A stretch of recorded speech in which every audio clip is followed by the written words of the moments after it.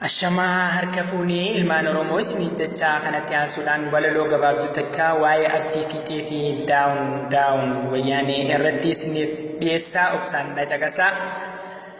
Guyyuma guyyarraan ajaa'iba garraa lammiin walitti duuluun na gube koo garaa ilmi namaa hundi dhuma dogoggoraa namni qomoo tokko yoom qarre walaraa namni qomoo tokko yoom qarre walaraa.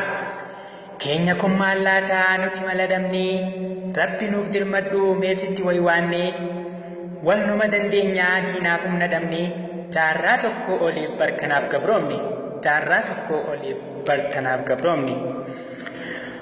Oromoon koo gootaa gootummaan dhalootaa garuu keessa jirtii fakkaattuun diinotaa laata lammiin kiyya yoomuma hubataa laata lammiin kiyya yoomuma hubataa. Abdii fiixee jechuun nama laafaa miti kan lammiisaaf yaaduu mataasaa caalatti maaliif itti duulan akkuma salphaatti maaliif itti duulan akkuma salphaatti.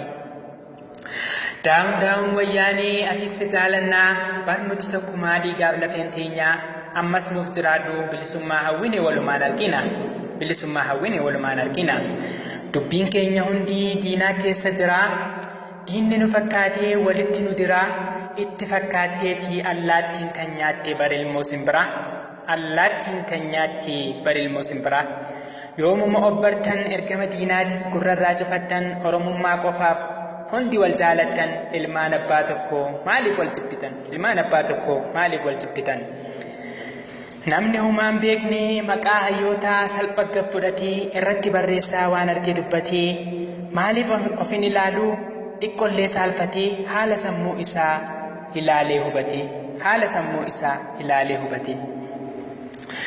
Oromummaa keetiif bakka guddaa laaduu iddoo feete taatus Oromoo ta'uu kee qofa naaf hubadhu diinaaf ulee ta'uu irraa of qusadhu haati teenya takkaa hundi wal jaaladhu haati teenya takkaa hundi wal jaaladhu.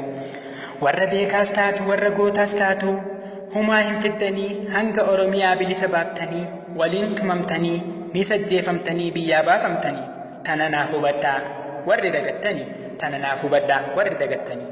Galatoomaa galanni keessan bilisummaa. Ashamaa harka